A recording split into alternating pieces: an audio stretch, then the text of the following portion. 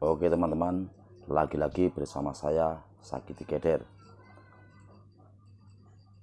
Baru saja saya membuat polling di Twitter dan membuat polling di Facebook melihat presentasi hasil polling itu siapa yang menjadi pemenang atau menjadi pilihan rakyat di Pilpres tahun 2024.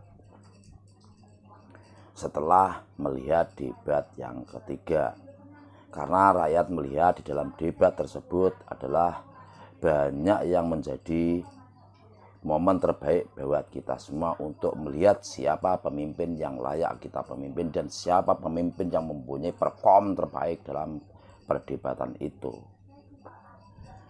Kalau kita lihat di paslon 02 tidak siap dalam perdebatan itu. Seharusnya debat itu seperti ujian.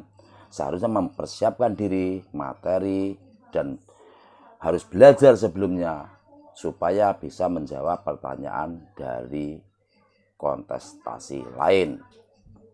Tetapi dalam perdebatan itu Pak Prabowo tidak siap menjawab pertanyaan-pertanyaan yang dilontarkan oleh paslon nomor 1 dan paslon nomor 2. Padahal Pak Prabowo adalah Menteri Pertahanan yang notabene dalam perdebatan itu adalah temanya pertahanan. Tetapi Pak Prabowo tidak bisa menjawab pertanyaan-pertanyaan itu. Seharusnya dia menguasai itu, tetapi tidak tahu kenapa itu bisa terjadi, sehingga Pak Prabowo tidak siap untuk menunjukkan data yang konkret secara nyata kepada publik, dan malah Pak Prabowo mengajak perdebatan atau diskusi di ruang belakang atau sambil ngopi, dan itu bukan debat namanya, karena debatnya hari ini juga harus dijawab hari ini juga, bukan harus dijawab besok. Itu namanya bukan debat, namanya kondangan kalau kita sebut. Nah, dalam perdebatan itu pertanyaan-pertanyaan itu membuat Pak Prabowo gagap atau sulit untuk menjawab pertanyaan itu.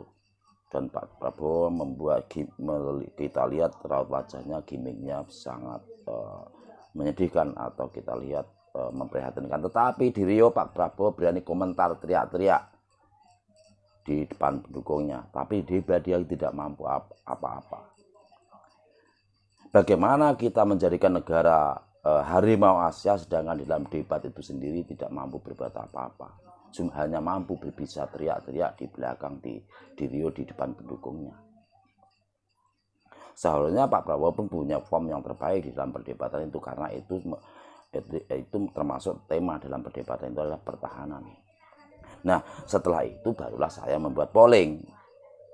Polling itu saya lakukan di Facebook, iya kan.